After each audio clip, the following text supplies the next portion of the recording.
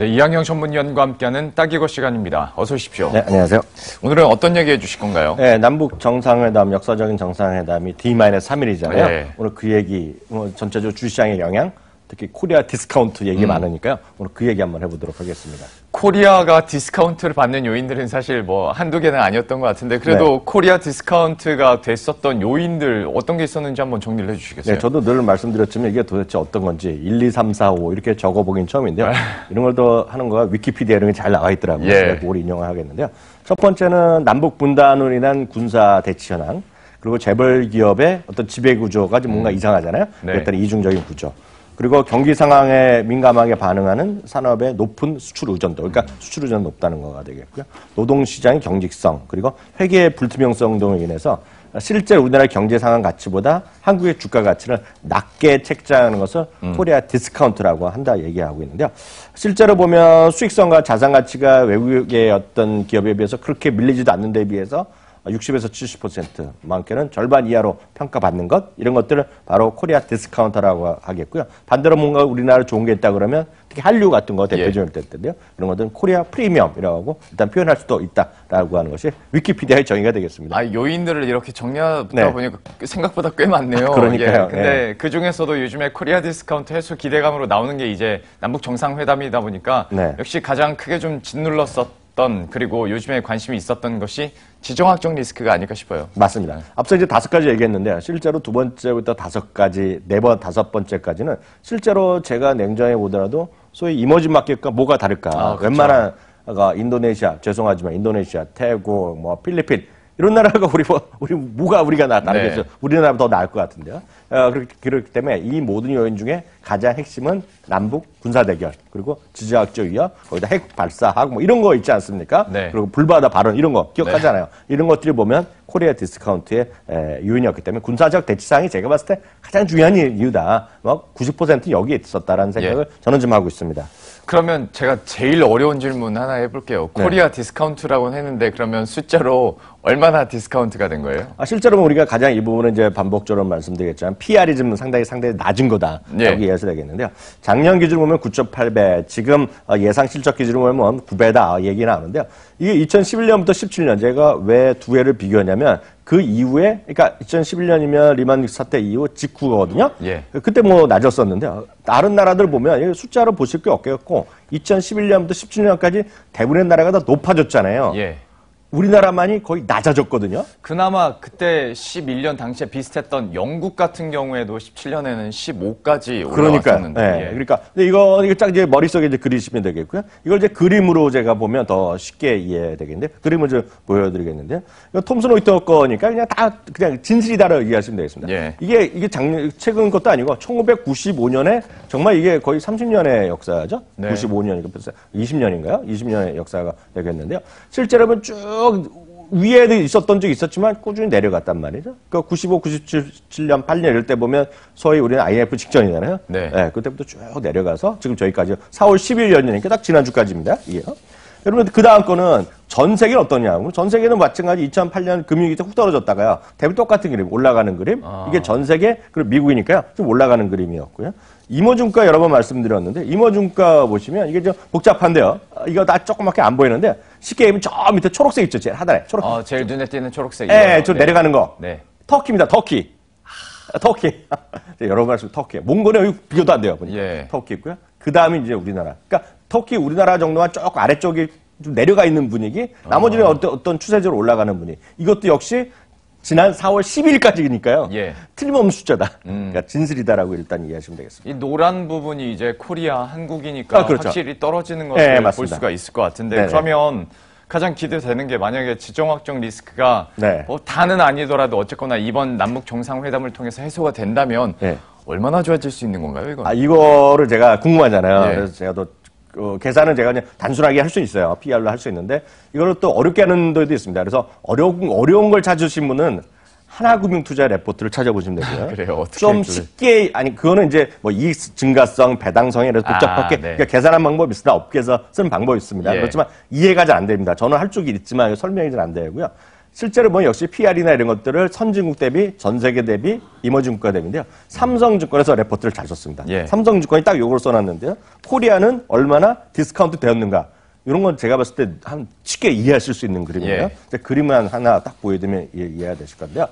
MSC 한국의 인덱스 기준을 보면요. 12개월 선행 기준이 8.7배입니다. 그러니까 아까 거는 지난 거고 현행의 앞으로 12개월 실적 기준 8.7배가 지금 기준이 되는 건데 예. 이거는 국내 시장의 경우는요. 신흥시장, 그러니까 이머징국가 대비는 27% 할인, 선진국 대비는 43% 할인 딱 이렇게 이해하시면 되겠습니다. 예. 무슨 얘기냐면 글로벌 비교과 비교하면 더 명확해지는 신흥시장 부분에서는 그냥 3분의 2 수준은 그리고 선진국 시장에서 2분의 1 수준이라고 보시면 되겠고요.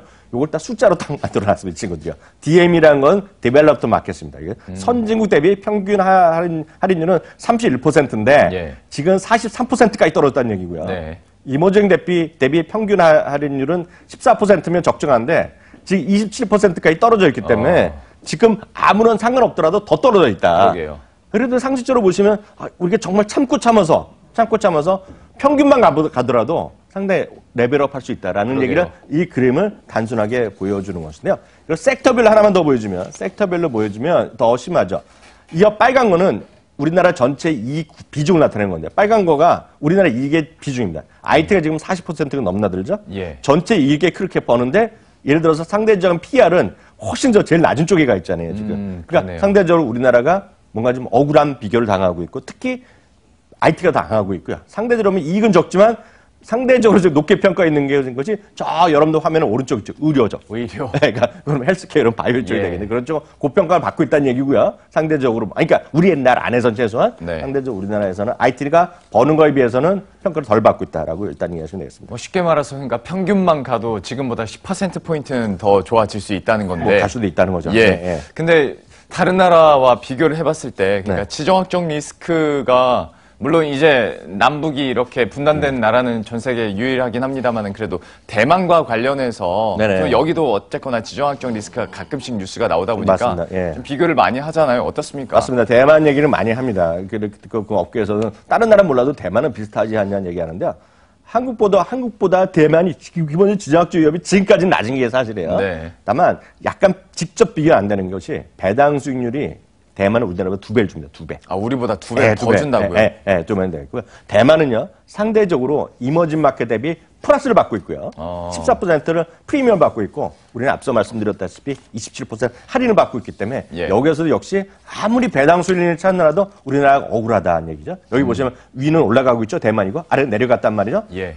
중간만 가더라도 지금 8배 수준에서 중간만 딱 가더라도 늘 말씀드리면 10배, 11배 사이 갈 수 있거든요. 딱 중간만 가더라도. 예. 이거 가더라도 절대 제가 봤을 때 무리한 요구가 아닙니다. 사실상 보면 네. 이머징 마켓이 13.5배 정도 나오거든요. 예. 그러니까 우리나라가 약간 무리한 예고는 아니다라는 거는 저도 인정할 수밖에 없고 여러분들 그 정도는 하더라도 큰 무리한 주장은 아니다라고 예. 이해하시면 되겠습니다. 그러면 이런 전체적인 내용들에 대해서 그리고 전망에 대해서 증권사 센터에서는 어떤 얘기들 하고 있습니까? 네, 이제 각자들의 의견이 나오는데요. 미래에셋에서 이런 얘기하고 있습니다. 아직 확정된 것은 아니지만 북한이 종전을 간다는 것은 매우 긍정적이다. 주식시장은 한 단계 개선될 것이다 얘기하고 있고요. 대신증권에서 이런 얘기를 하고 있네요. 남북 경제협력이 원활히 이루어진다면 외부에서도 남북의 성장률을 가치지게 보게 될 것이고 그러면 이제 우리나라 전체적인 어떤 성장에 대한 잠재력이 터질 수 있다는 얘기죠. 예. 북한은 지금 워낙 별 볼 일이 없으니까 경제 성장이 빨라질 수 있다는 얘기가 되겠고요. 특히 남한의 역할이 커진다 측면에서 주식시장이 긍정적인 역할 가능하다는 얘기를 하고 있고요. 어제도 말씀드렸다시피 지금 하나금융 쪽에서 가장 강력하게 얘기를 하고 있는데 이거는 어쩌면 단순한 계산입니다. 앞서도 말씀드렸다시피요. 정상회담을 계기로 다소 불합리한 구조가 정상을 찾아간다는 얘기를 하고 있겠고요. 그러면 현재 2,400, 2,500 수준인데요. 올해 2분기까지 2,900까지 이거 예. 대단한 거거든요. 이거 보면 정말 남북 정상회담 잘 되고 북미가 만나갖고 바로 수교하자, 뭐 대사 교환하자면 상당 부분이 해소되는 거잖아요. 예. 어찌 보면은. 그렇기 때문에 뭐 바로 갈지 모르겠으나 지금보다 그렇게 무리한 요구는 아니죠. 저 어제도 계산해 드렸지만 2,500에서 10% 정도 예를 들어서 10% 하더라도 여전히 이머징 마켓 대비 여전히 한 15% 정도는 저평가된 거거든요. 예. 10%만 올라가더라도 2,500 곱하기 10% 플러스하면 2,750은 그냥 예. 수학적으로 바로 튀어나오는 거거든요. 예. 그러니까 평균만 가더라도 3천원 갈 수 있다는 얘기가 그래서 하는 거라고 저는 제가 뭐 만나본 적은 없지만 그렇게 이런 논리적인 설명은 충분히 가능은 하다라고 일단 말씀드릴 수 있습니다. 그러니까 하나금융투자에서도 이 숫자 대입을 해보면 그래도 PR이 최소 10배는 다시 갈 수 있겠다라고 생각을 하는 것 같아요. 그러니까 11배 정도 되면 뭐 3천원 쉽게 갈 수 있죠. 아, 네, 네. 참 이렇게 긍정적인 전망들이 계속 나오고 있는데 마지막으로 위원님의 시각은 어떻습니까?